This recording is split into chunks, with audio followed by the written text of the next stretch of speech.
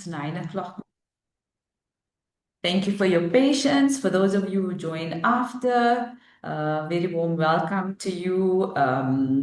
Particularly today, this is our second webinar for 2026.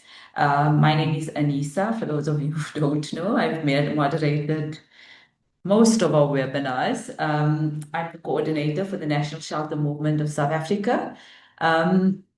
Why I say especially today is because, February is known for Valentine's Day. It's known to be a month of love and relationships. Um, and so, in commemorating that, being in the gender-based violence space, I think we cannot ignore that relationships are not always loving and caring for all people. Not everybody has positive experiences of relationships. And that is why we thought we would do a webinar on this particular topic, healthy relationships, for this month. I think it's something that we all need to know about. A lot of us are in relationships and we don't know much, or we don't understand much about relationships. We're not sure if we're in a healthy relationship. We don't understand what a healthy relationship looks like. And so this morning we have two very knowledgeable presenters who are going to take us through what relationships shouldn't look like, what they should look like, what the difference is. So I'm going to introduce you quickly to our two presenters. We have both of them are from the NISA Institute of Women's Development. And our first presenter is Seema Dr, who holds an honors degree in psychology and has a postgraduate diploma in management from Wits Business School. She has worked in the gender sector for 17 years and is passionate and committed gender activist. Our second presenter this morning is Bianca Simango.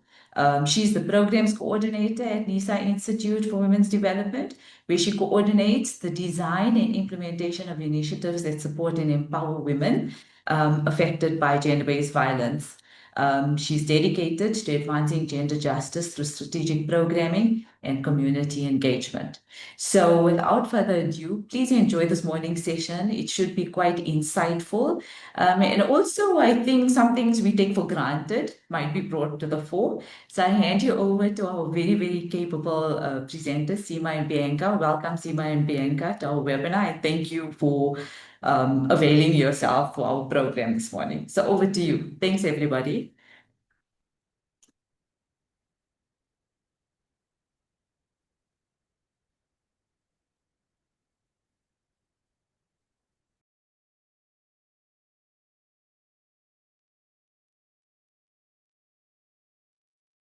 Good morning, everybody. Can you hear us? Yes, we can. Thank you. So I'm Bianca and my co-facilitator is Ms. Seema. We are from the NISA Institute for Women's Development. And thank you for joining us today while we discuss healthy love, red flags, green flags, and everything else in between. We hope that you will enjoy this webinar as much as we have enjoyed preparing it and putting it together. So please kindly make use of the chat box. We would like to know who you are, what it is that you do, and please share why it is that you decided to join in on this webinar this morning. We are looking forward to seeing all the various responses. And please note that this is an webinar where we'd like it to be interactive. Please engage with us, ask us questions, make comments. This is essentially for all of us here today, pre-Valentine's. I hope that you have made your plans and are ready for this great weekend filled with love. And I hope that it's going to be healthy and safe for everybody else that is going to partake in the weekend's festivities. I will be at home with my mother, and we are hoping that we'll romanticize our weekend and have the best fun possible. So, like we said, we are from the NISA Institute for Women's Development. We are a non-profit organization that has been in existence for 32 years, so since 1994. We have dedicated our work to focusing and fighting on fighting violence prevention and ensuring that women's rights or empowerment is put up to the forefront.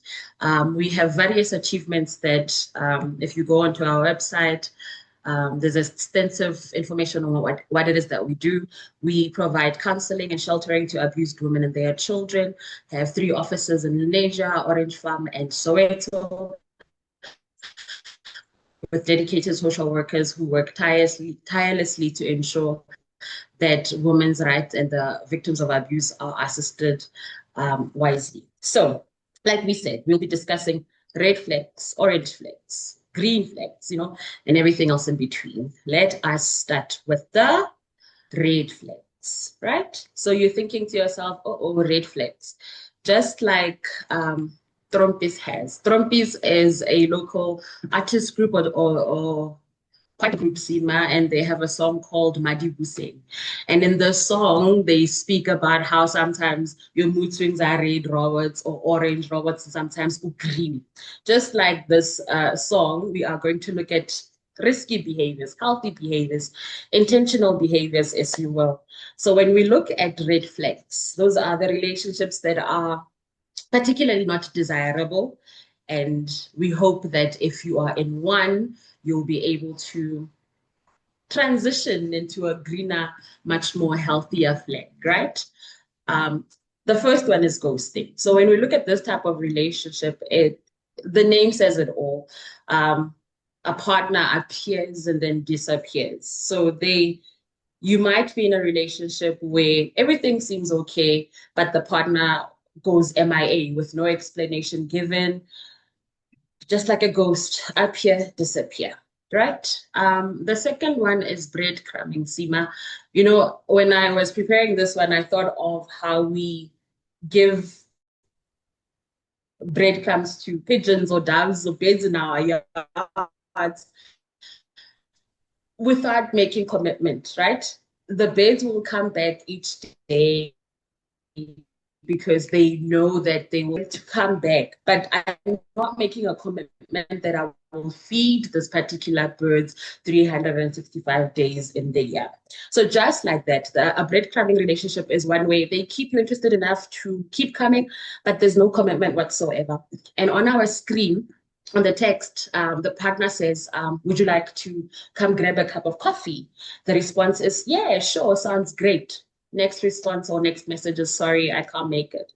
But I'm going to remain so hopeful that, okay, we didn't make it to coffee on this Tuesday. That means we can still have time to see each other on a Saturday. So I'm not going away. I'm still, hopeful that I am going to have this great date or we will make it out and have coffee.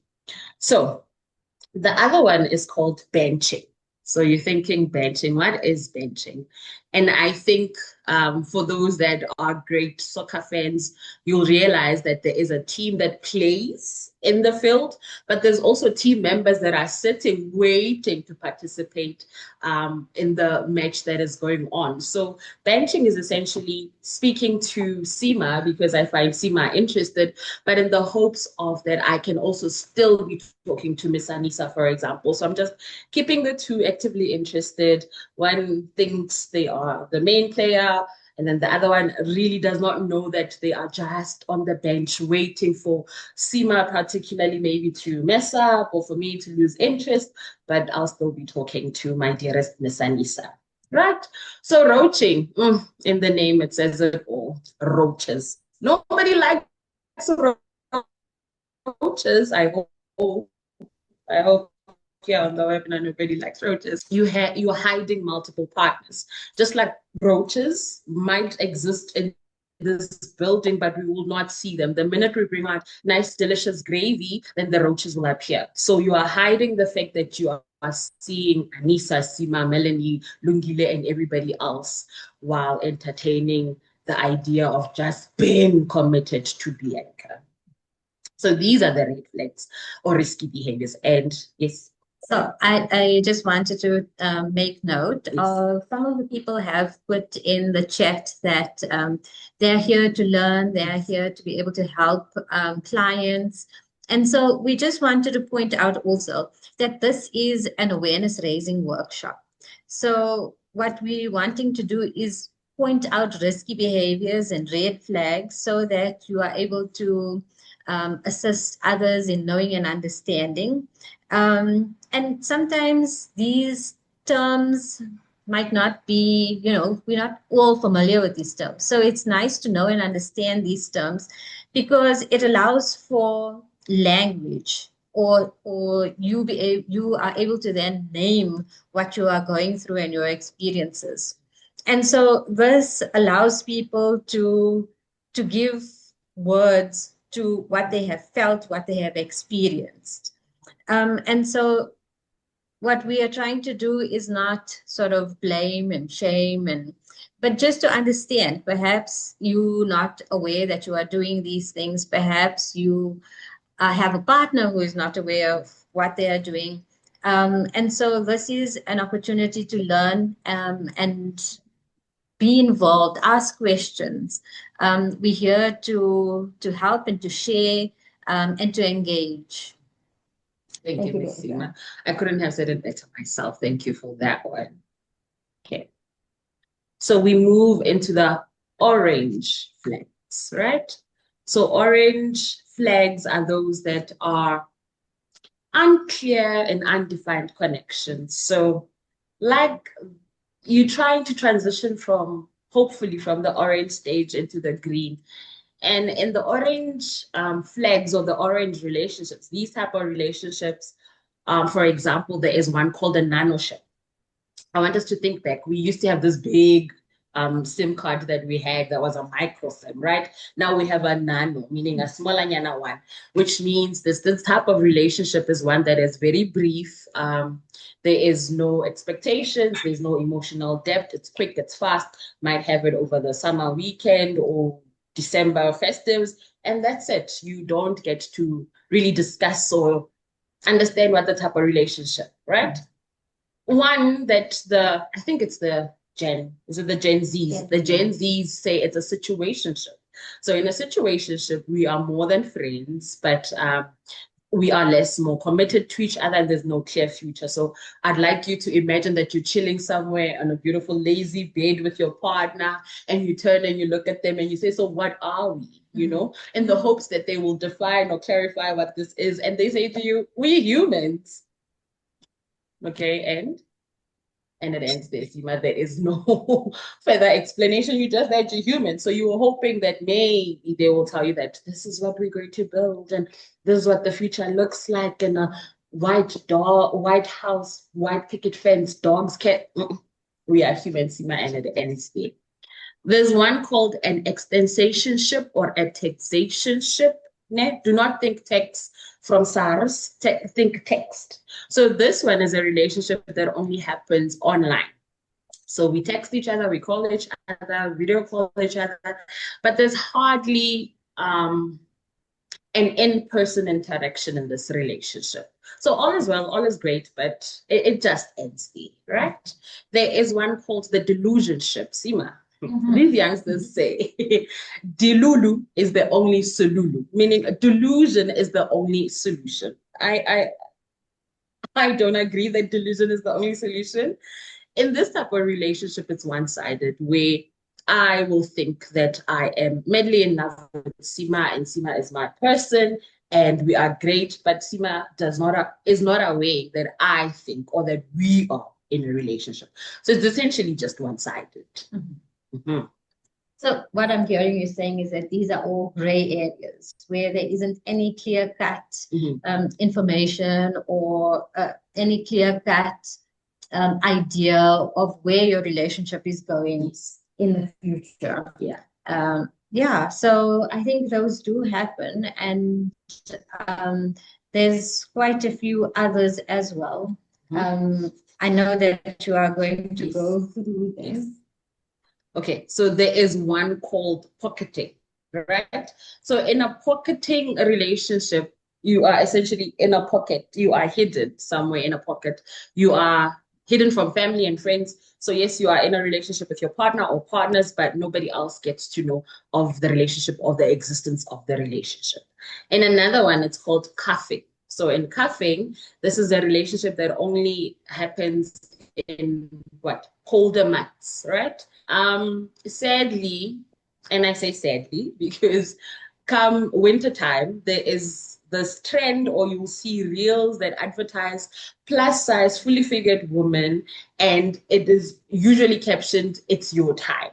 Meaning now, because it's winter, it's colder, people assume that because I am plus size, I am going to be far more warmer than somebody who is not. So I am more popular in the winter times because of what I look like or my appearance. So and then in summer they do away with me. Most accurate if I'm hotter and warmer. And then in the summertime they don't want anything to do with me. They would look for somebody who is bikini ready, you know? Yeah.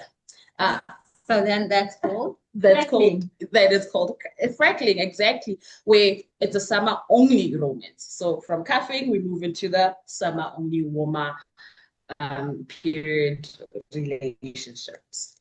So it's seasonal. It's seasonal. You just season. Or you just keeping them for a season. So when does flexibility become uncertainty? And when is it that when does it become, where's the boundaries? When does it become unhealthy? And what conversations could you have to make it healthier? We'd love to hear from you.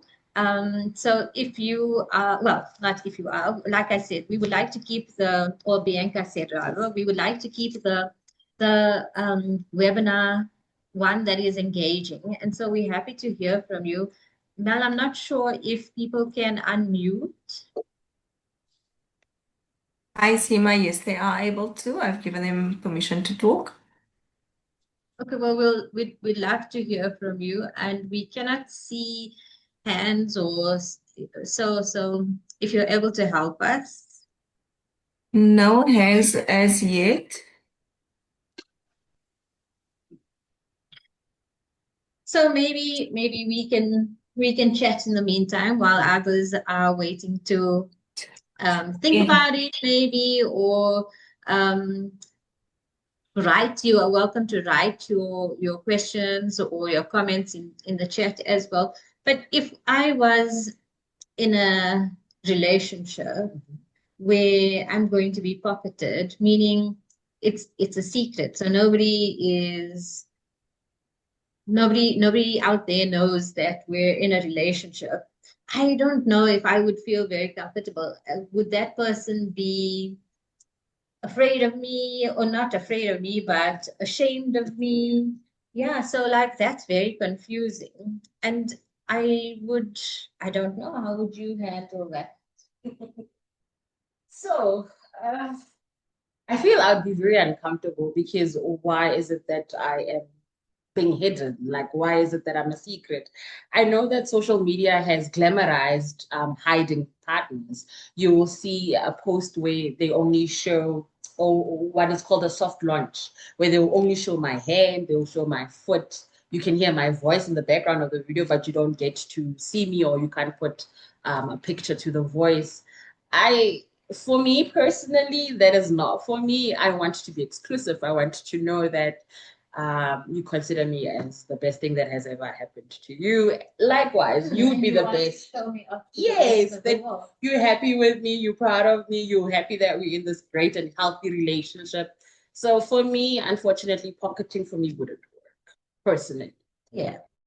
So I'm glad that you said that, because I think so long as there is a degree of choice involved, a degree of, well, not a degree, complete in terms of choice, communication, clarity about what is involved in the relationship, maybe somebody is okay with being in the pocket and then having a soft launch or a reveal that's slow, and you add drama to the relationship. But yeah, and then a hard launch would be what? So a hard launch is completely being exclusive. You know, you are out there. Seema is my status. Upload every second day or every 24 minutes. We share the relationship. We're happy about it. Everybody knows that we are exclusively together. So there is no confusion in that type of relationship. We're both comfortable with each other. Everybody knows that I belong to Seema and Seema belongs to me. I think that is a desirable relationship. That is what I would look forward to having. Makutso, thank you for adding your comment, as well as ML Falyun. So I see we are learning terms, and exactly, I mean, we don't always know all of these terms. So yes, there are things such as soft launches and hard launches. Mukutso is saying that she wouldn't, or he wouldn't be, being pocketed will be very uneasy, and that will lead to low self-esteem. It's a big no for me. Are we still on orange flag screen? Oh, yes. Sorry, Jane. Yes, we are still on orange flags. We just engaging in discussion because that's the only way we are going to know more about these relationships. And a lot of the people here are nurses, social workers, house mothers or assistant house mothers.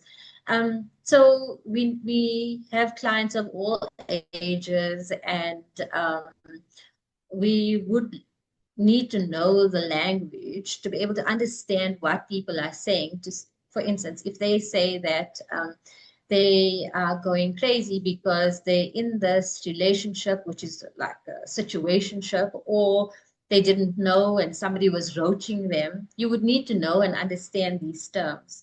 And so we do still encourage you to engage with us, because we might think that, you know, we know these things and it's common, but if you have any questions, please feel free to ask. There's no such thing as a silly question. Shall we move on? Yes, please. Okay. So we are at the green flag, right? So these are the type of relationships, Seema, that come with clarity, that both partners or multiple partners have consented to. There's consistency, there is care. It's nice, it's beautiful, it's easy. Everybody seems to be happy in this relationship.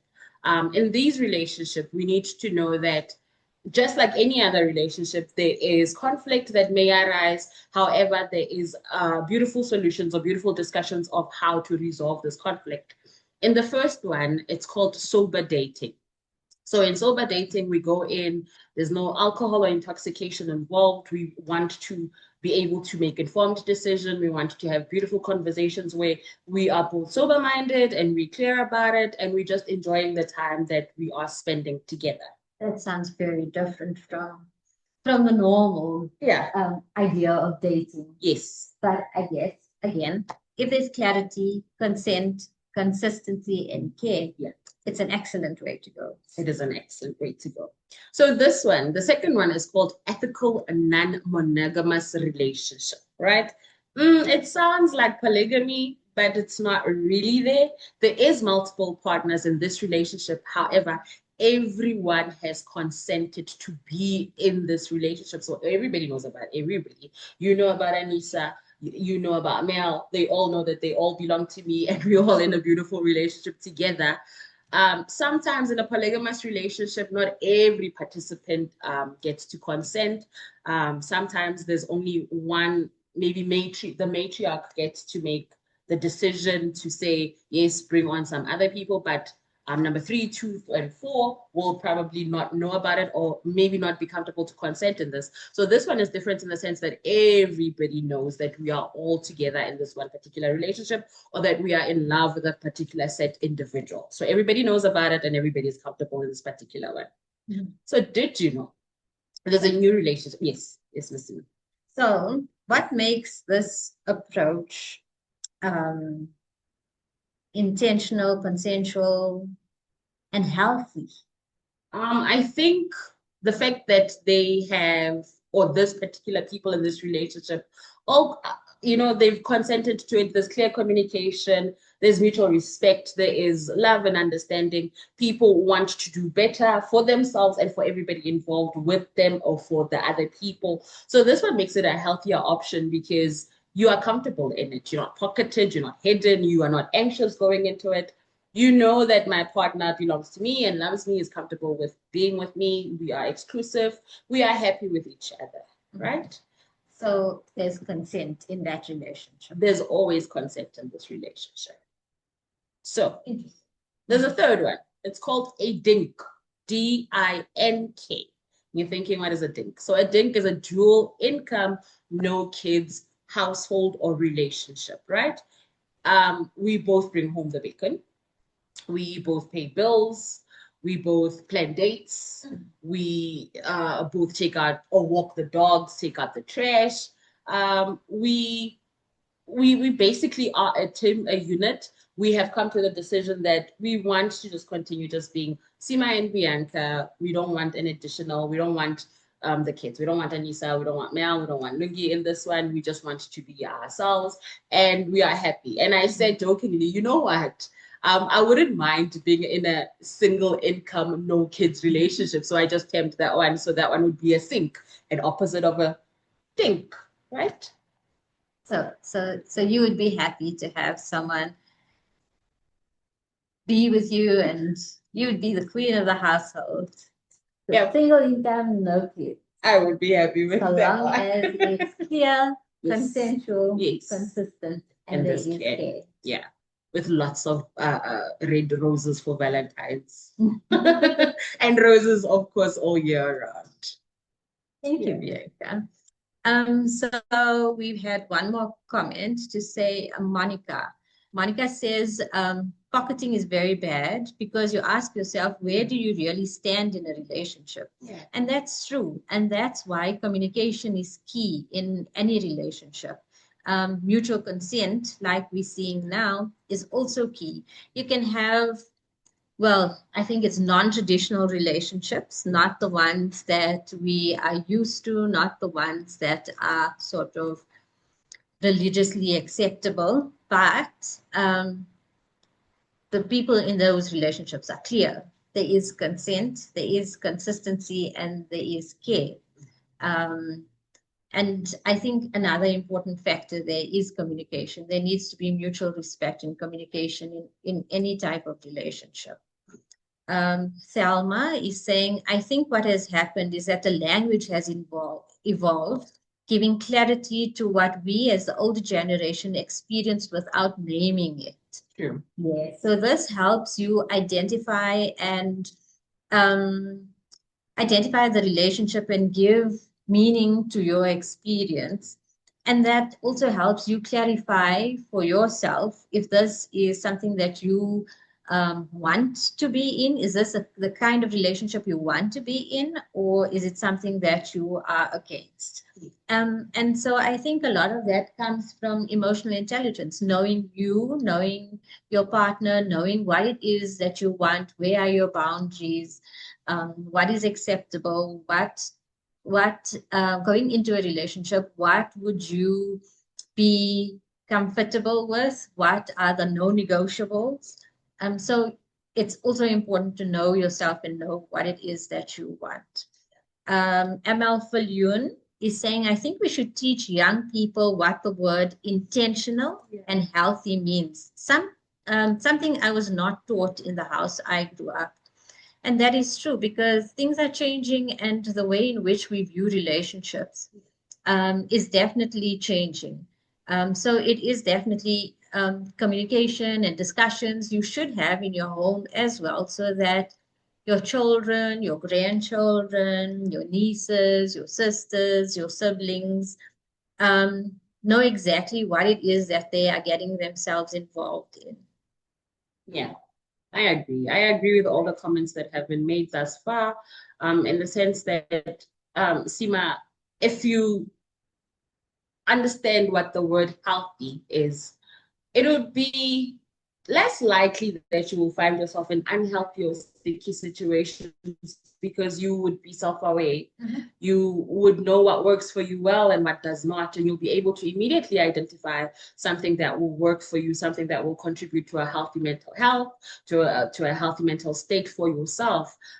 It's true that we need to have these discussions with the youngsters, and because of these new terminology or names mostly come from their generations, it would be nice if you were to come, like, let's say we go back home and we're speaking to our nieces, children, or nephews, and we use one of these languages just to see how it is that they react to us being the older generation, I'm including myself, that know these terminologies as well. Yeah, that's what I think, Ms. So we also have a comment to say that it also needs to be intentional. Yeah. Intentional. What are the reasons people want or need to be in a relationship? So again, yes, the fact that it is intentional is important. And again, it comes back to knowing what it is that you want as a person, as an individual. Mamelo is saying, how would you advise someone who wants to come out of a relationship that is either in the red or the orange? So that's a good question, and we are going to get into that type of a discussion in a short while. But you are correct that sometimes the relationships that bring about red flags and orange flags bring about a lot of anxiety, a lot of self-doubt. Someone mentioned earlier low self-esteem because you doubt yourself. So these are important questions. And Mamelo, we're going to come back to that question in a short while. Okay, so we're going to move forward. Okay, so let's remember that we have defined or have discussed healthy and unhealthy relationships, right? So in an unhealthy relationship, this is one that, like Seema said, presents an unbalance.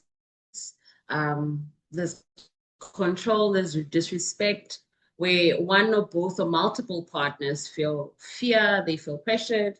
There's a diminished self-worth in this kind of unhealthy relationship. So boundaries are ignored, or boundaries are violated. Communication is manipulative. One person dominates the decisions, takes control of the finances, isolates the other, or uses intimidation, right? This relationship undermines your confidence, your safety, and your freedom. So essentially, and in short, that unhealthy relationships are the ones that take away your power and take away your peace, right? Whereas in a healthy relationship where it's customized or characterized by the green flags, this one is a healthy relationship that is built on trust, on equality. There's open communication where both or multiple partners feel safe, valued, and supported. Each partner maintains their own independence, but also shares intimacy and connection with their partners or their spouse. Yes, conflict does happen and may happen, but it is managed, and it is managed with fairness, with care. There's no fear here, there's no control. Both people encourage each other's growth, it's their goals and their well-being. So in short, a healthy relationship is one that builds you up and does not break you down. So far, this is what we believe is unhealthy and unhealthy relationship. Obviously, there's more that each person can add on to these types of relationship. But essentially, what we would like to encourage is that each person gets to decide and reflect if they are happy with where they are. If a client says to you, this is what has been happening to my life, you are able to say, oh, let me bring you up to speed. So Gen Zs are calling this, and Gen Alphas are referring to it as this. And this is what essentially it means. And hopefully these are the steps that you will take in order for you to get to a level where you feel you are happy, that you are in a relationship that has built you up, that has stopped breaking you down, and that essentially that you have your power and your peace back. And so that all is restored and you are a healthy and healthier person, a healthy parent, a healthy sister, a healthy sibling to everybody else, and essentially that you get to glow and radiate and look forward to days like Valentine. Sima, you did traumatize me yesterday by telling me the truest origin of Valentine's. I do not want to focus on that one. I'd rather focus on on the red balloons and the red roses and the pink lingerie and everything else that is all beautiful and healthy for this one. Yeah. So if you do have time, if you want to be traumatized like myself, go check out the origin story of Valentine's Day at your own risk, of course. Okay. So we are going to run a quick poll with everyone. Just there's no right or wrong answers. So I'm going to stop sharing my screen.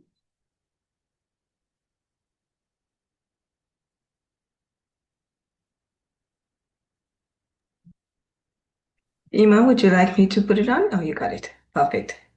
Yeah. Thank you. Okay. So, like Sima said, there's no right or wrong answer. Please feel free to take this one as honestly as possible, as truthfully as you may. Yeah, we would like to give you, is it about what, 10 minutes to complete this one? Please kindly participate. Or on let's just share your thoughts. You know, we've prepared 10 questions for everybody to participate. Yeah, and everybody will get to see the results at the end of this. Remember, there's no right or wrong answer. We just want this to be as engageful as possible. So yeah. The first question asks, when your partner shows affection, does it feel balanced and comfortable? Does it feel sometimes overwhelming or pressured? Is it constantly too much, leaving you drained and anxious? I think you can go through it at your own pace, but I'll just read through it. As you can see, as people answer, you will be getting more of an idea of what people are feeling.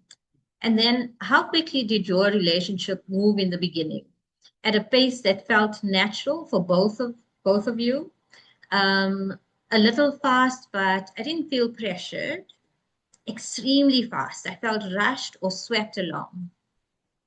When you spend time with friends or family, does your partner encourage and respect those connections? Sometimes complains and acts sulkily, or tries to stop, guilt trip, or control who you see. If you have hobbies, work, or commitments outside the relationship, does your partner support and respect your independence? Occasionally get annoyed, but lets it go, demands your time and makes you feel guilty or guilty for having your own life.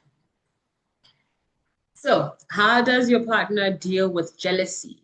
Do they rarely get jealous? And if they do they talk about it calmly? Do they sometimes they question you, but it doesn't escalate to anything? They accuse you or monitor you or act like they are controlling. So how does your partner handle your personal boundaries, like your phone, messages, or privacy? They respect my boundaries. They sometimes push, but back off when I ask them to. Do they insist that they access or invade your privacy?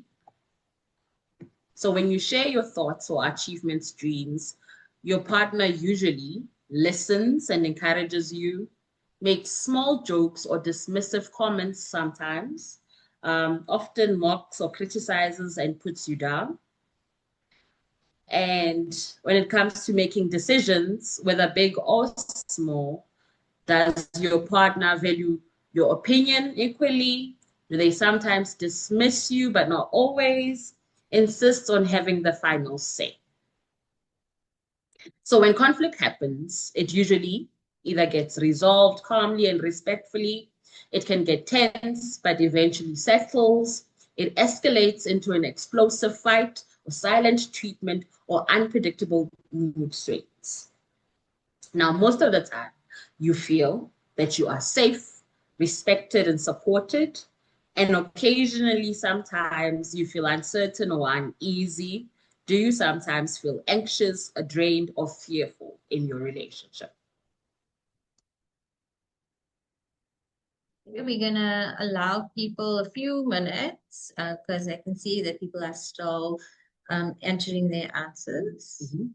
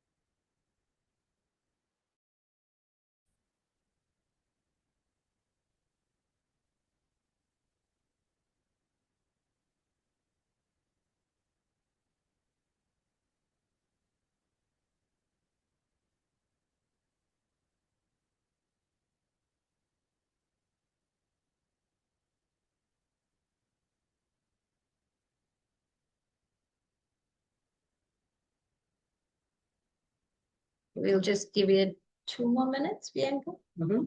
Okay.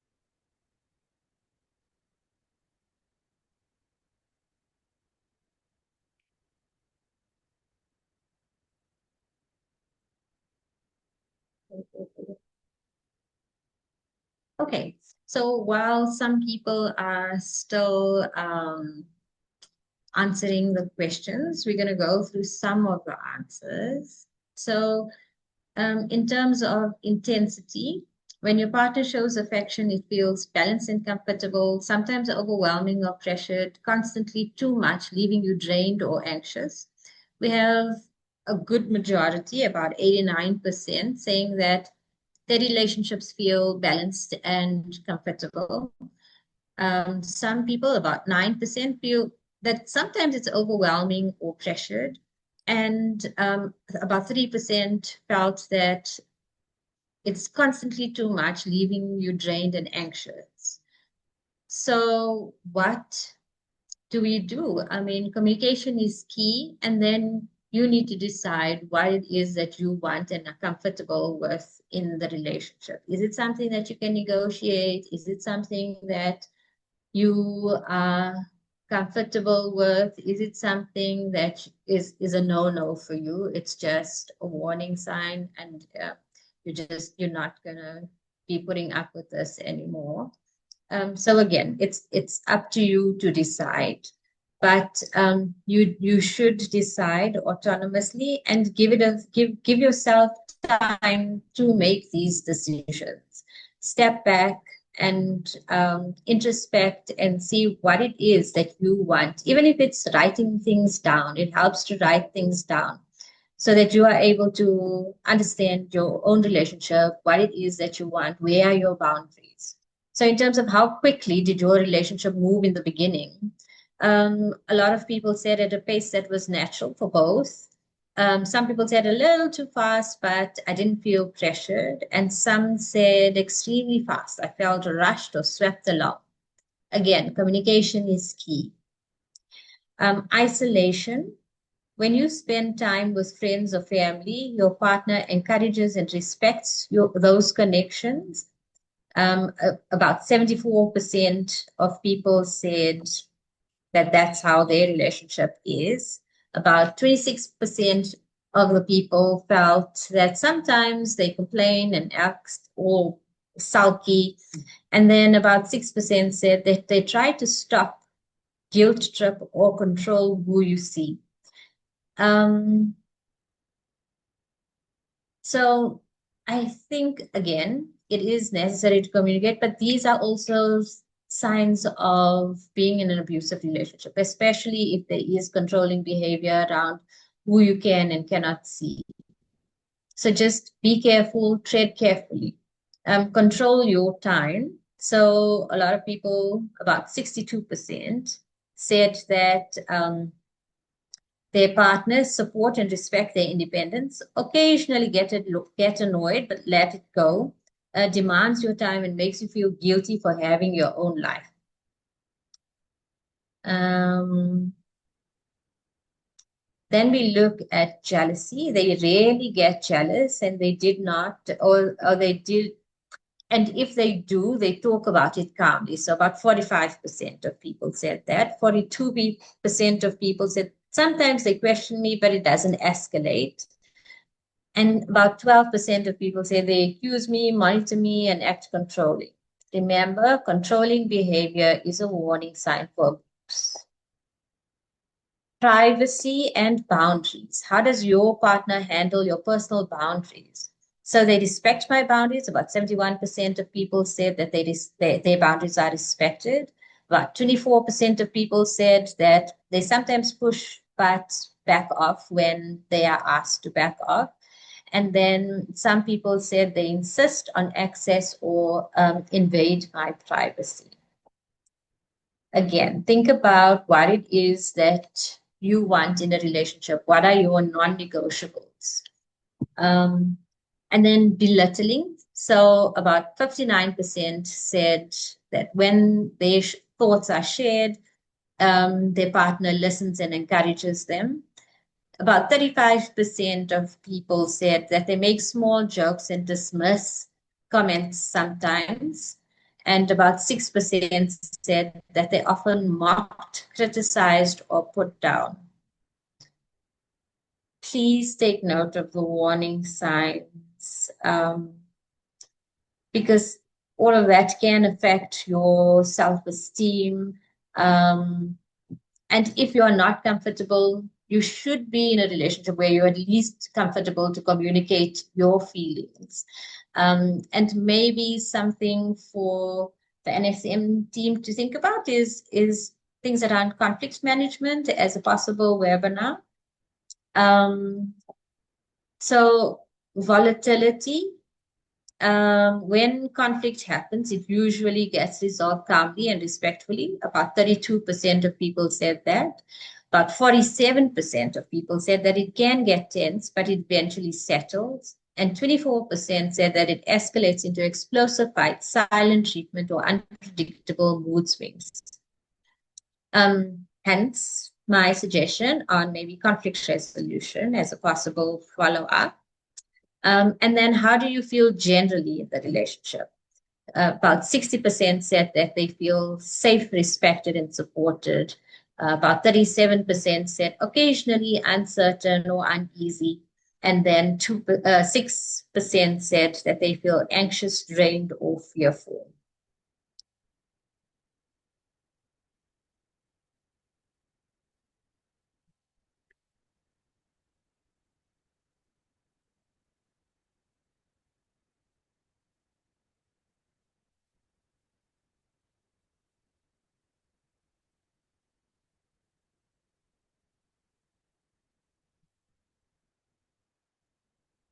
Thank you so much for participating. I'm just looking to see if we haven't missed out on any comments that we pick up on before we move forward.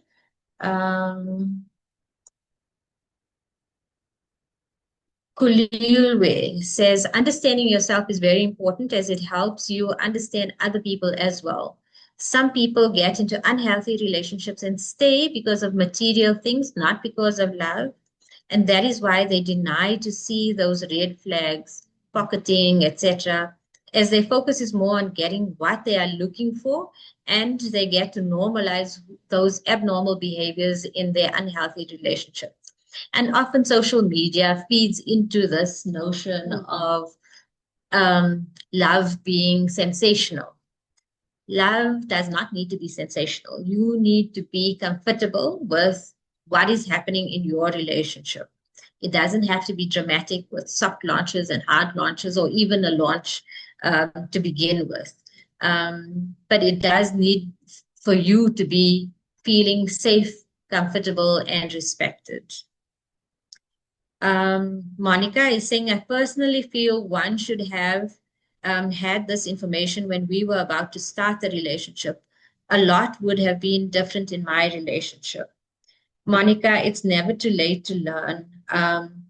I also think that this information should reach out to high schools, even varsities, so that it empowers them before they enter the relationship. That is a good suggestion. Yes, I do think so. And I think Anissa agrees that it's an important prevention initiative. Indeed, it is. Thank you. We're going to share screen again.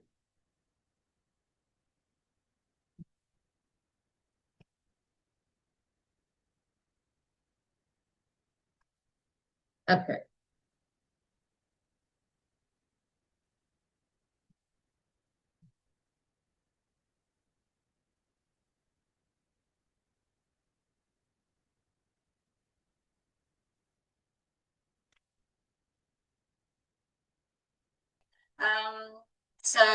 Okay, thanks. We've got some good feedback on the video, that it's a very powerful video.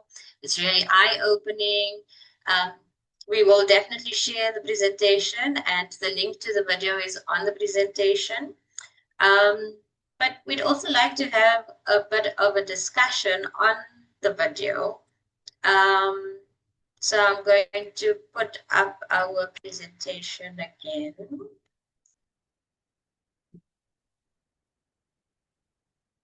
And I would really appreciate it if we could engage in discussions. So which behavior or message from the video stood out for you the most? And why do you think it resonates with you professionally or personally? Bianca, I'm not sure about you, but for me, I found that there's a fine line between healthy and unhealthy relationships. The intensity might feel good in the beginning, but then becomes too much. The isolation, meaning that he wants to spend every minute with you, feels good in the beginning, but then becomes too much. Jealousy, again, can feel good in the beginning, but then it becomes too much. And then support, making fun of the small things might not be important initially, but then slowly starts eroding self-esteem. So I think there's a fine line between feeling good and feeling uncomfortable. And I think for me, what came out of the video is that we need to know and understand that when things start to feel uncomfortable, unsafe, listen to your instincts. ML Palyun is saying, I think that emotions, hormones affects the way we see a relationship in the beginning. Emotional intelligence is vital, most definitely. Most definitely. I couldn't agree more. I think for me, what stood out is when she said that isolation is one of the most missed signs. Because yes, when a relationship does start, like Falun is saying, that in the beginning it looks and it feels so right, that when it starts being toxic all you can remember is how it used to make you feel. You would start being or thinking that, oh, well, but we used to spend the whole weekend together. Why shouldn't we do it this time? Without realizing that they're actually cutting you away from your support system. Another thing that she said is that we are quick to advise victims, friends, or colleagues to leave a relationship, but sometimes the immediate abrupt leaving is sometimes cause for violence or more violence, and that we should always encourage that they seek professional advice first so that they can leave and exit safely. Because, yeah, sometimes what you think you're doing and all by yourself quietly might actually cost you a life. Mhm. Yeah. That's a good point. So don't be afraid to ask for help. Yeah. Mm-hmm. And professional help is made available. Mm-hmm. Yeah. Yeah. So I don't know if there's any other comments, but I'm happy to share while we wait for other comments. So something else that stood out for me is that we're not all perfect. We all get angry, but I think for me, how we deal with it is what's important. Be conscious of what you do when you are angry. Take a step back, take a breather, take a time out. And I think all of that needs practice. So I think for me, that's also something that came through in the video. And again, communication is key. Yeah. I see, Sima, that you are really guiding for the next presentation, conflict resolution. What you're saying, these are some of the applications that are easy, cost effective. You don't need to be spending money to just go take a walk in your park. When last did you see your park in the area? Do you even know that you live in an area that has a park? Instead of just being ready all the time to be fighting, arguing, you're right, take a walk, go breathe, and it'll do you some justice. Play some music if you're a person who's into music. Come back so that you've thought about it. Your approach might be different. You'll be able to sit down, hear somebody speak to you while you also make clear, informed decisions with that particular person instead of running to just scream at the person or chop their head off. Mm. So we do have some feedback in the chat. Tashina is saying that the indicators of unhealthy relationships stood out for her as it outlines and follows the cycle of abuse, most definitely. And Monica is saying, for me, it was when she started to shout at her children and promised them to take away all the goodies. And one of the children spoke out. So she said, so what she said of the children knowing the standard that they should be treated. Yes, that's important. And it's also something that we need to instill in our children. Know where your boundaries are, what your limits are, what you feel is acceptable and what is not acceptable. Cornelia is saying that in most cases, most relationships may feel right, feelings of emotional connection and compatibility, enjoying spending more time together. This is where some of us miss the boundaries of isolation. Very true. So if you had a client who is describing a similar situation, what would you do as your first response? Or what would your intervention be as a social worker, as a nurse? Please feel free to share with us. I think for me, the video that we just played should be on your YouTube downloads or saved videos. I think she did an excellent job explaining it. And sometimes you want a client to hear a different perspective, and it might actually work to just play the video and let the client have a discussion with you based on what they see. Maybe they'll be able to identify signs or trigger warnings that are there in their current relationships. And maybe they'll be able to definitely come up with solutions that will be better and healthier for them. That's step number one. Like first session, 14 minutes into the session, done. Video has done the work for me.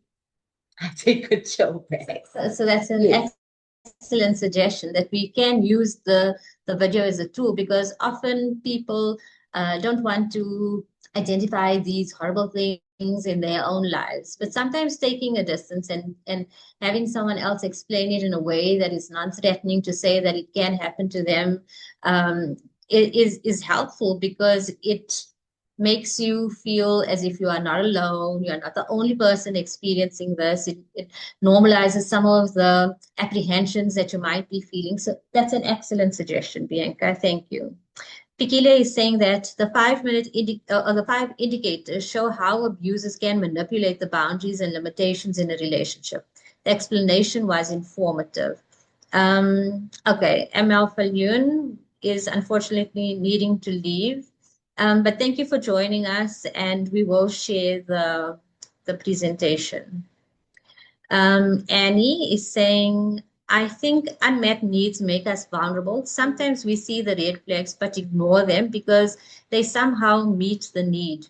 We stay until it gets too toxic and want to hold on to what was good. When our sense of belonging is distorted, we crave for affection, even when it's bad. So yes, the sense of belonging is something that we all aspire to.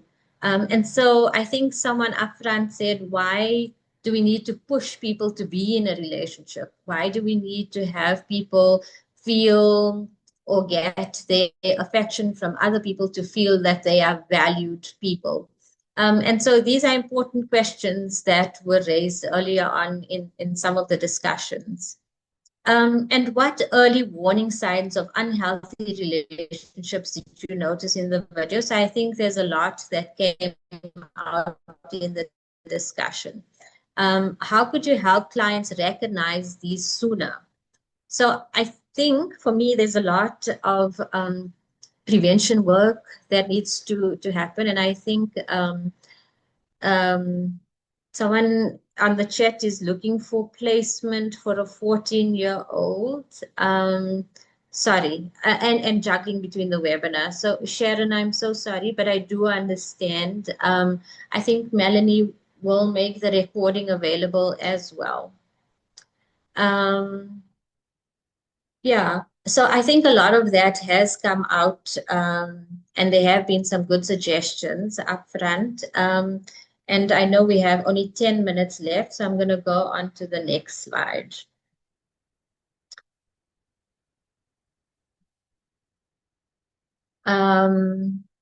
Okay, how to build a healthy relationship. So mutual respect is something that is necessary in every relationship, and sometimes even more important than love.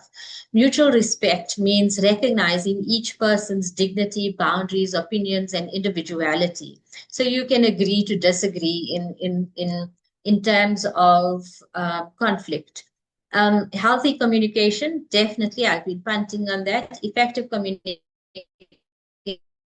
is the foundation of strong relationships. Patience and understanding. So you need to be patient with yourself and sometimes with the person that you are with. But patience allows individuals to navigate differences, stress, and growth over time. So patience and understanding is important, but I think there's also a limit as to the amount of patience and understanding you can give when you are in a toxic relationship. Emotional support. Healthy relationships provide comfort, encouragement, and reassurance. It is your safe space. It is, a space where you can feel free to say things, to be silly. There's no such thing as silly questions or, where you feel safe and comfortable.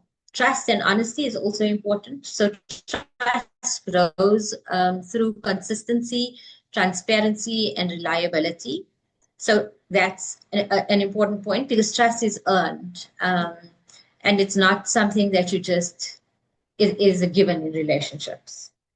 Equality and shared responsibility. So healthy relationships involve balanced decision making and shared accountability. It's really sad when you see warning signs with family and friends, but they seem they can't see it and fight with you. So that's why I'm saying that sometimes it's very difficult to identify these warning signs in your own relationship. Sometimes you need to have it at a distance, and sometimes these kinds of videos help, because especially if it's coming from a loved one, you don't necessarily want to listen. You also need to understand that sometimes the people in those relationships feel like this person is giving them all of their time, all of their attention, is showing that they are jealous of any other relationship, they want to spend time with them. And sometimes it feels good, especially in the beginning. And some people stay with the hope that it will always feel that way or that it will get back to that point. So it's important to know when to draw the line. And so sometimes not talking about the relationship, but just talking about what it is that that person is looking for in the future and how they feel they're going to get there, and what are some of the things that are holding them back might open up a different discussion, which will or possibly lead into the relationship and discussing how the relationship might be holding them back. Kuliwe is saying more education on the warning signs must be given to our clients, could be informed so that they could take informed decisions. That's absolutely true. And I am conscious of time, so I'm going to go to the next slide, but I think that's it for now. Does anybody have any questions?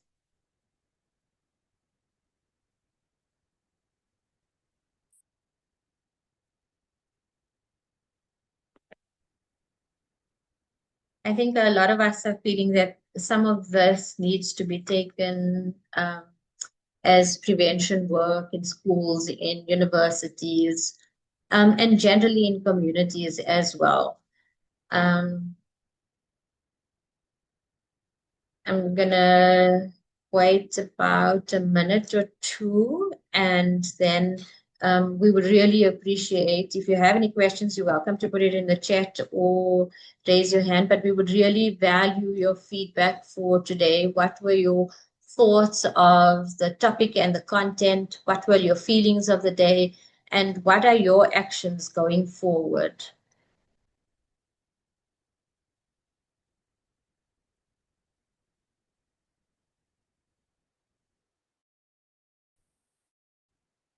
I share mine. Yes, yes. So definitely for me, actions going forward.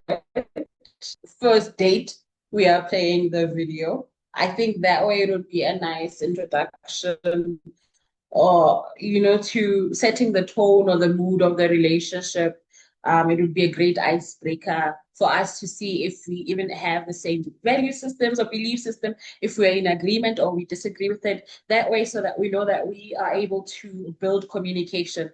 If it was possible, I would take the presentation with me everywhere. So I'm like, okay, before you are with me, this is what you need to know for the day.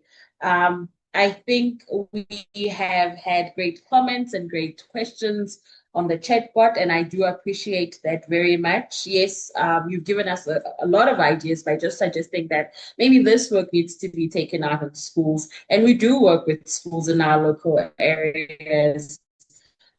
So this might be a great initiative or another initiative that we will do, so that we better prepare the Gen Alphas or the Gen Zs of tomorrow so that they know what is healthy for them, and so that they are comfortable and able to recognize what is not for them.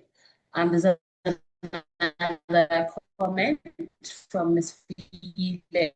It says, "Oh, but I felt excited for the 10. We're happy that you feel that way."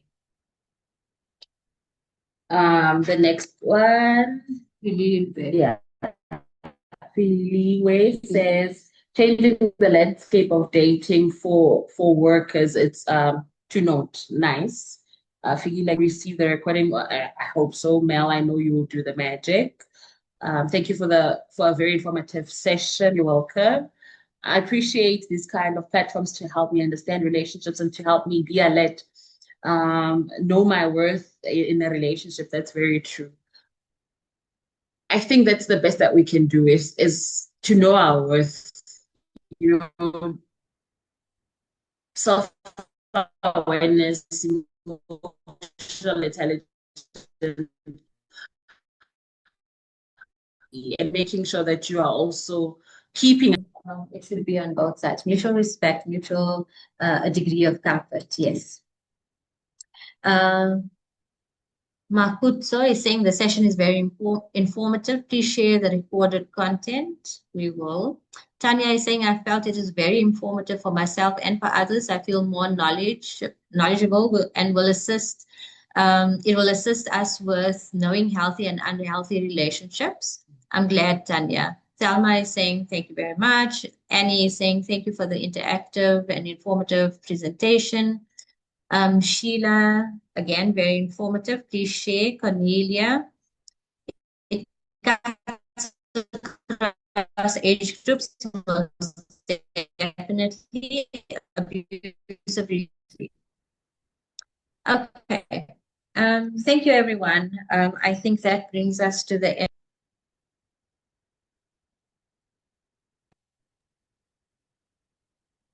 Hi everybody. Seema, I think towards the end you were breaking. Can everybody hear me clearly? Okay. Thanks for an awesome presentation, ladies. I know that lots and lots of valuable stuff came out of it.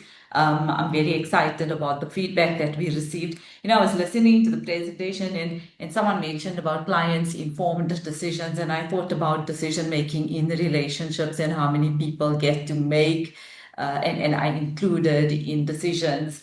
But also, I think a few things that came to mind for me was, when we spoke about define a relationship and what does that mean for each person in a relationship, and is it mutual? Because sometimes we have different outlooks, and we spoke about needs and expectations, so mine might be different to somebody else's, and someone's breadcrumbing me has a totally different level. But I think some of the most important things is just your relationship with yourself.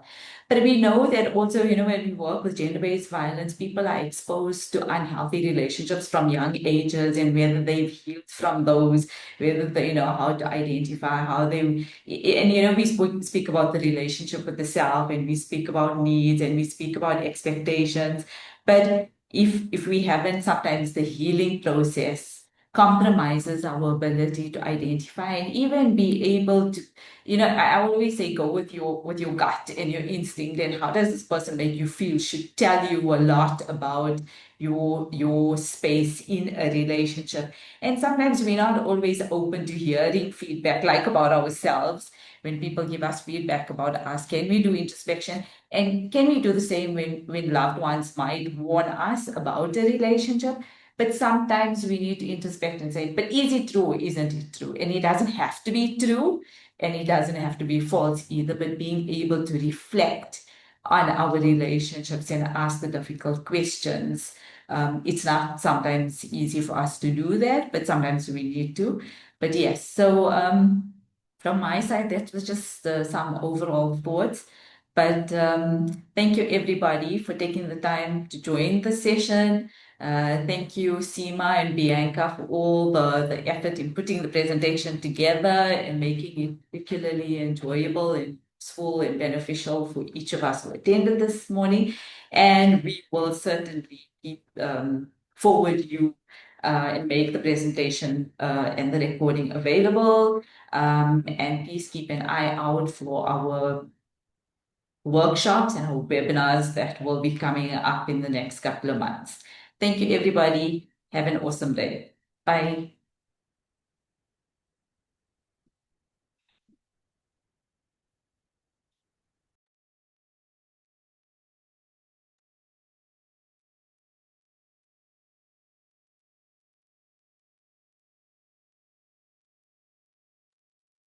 Thanks. Bye, everyone. Thanks. Bye.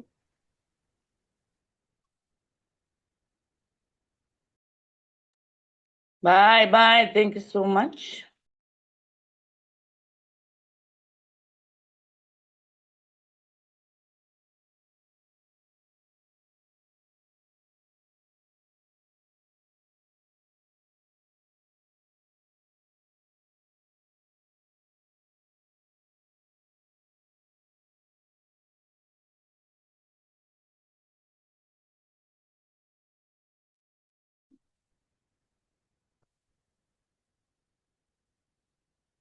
I'm going to end the recording.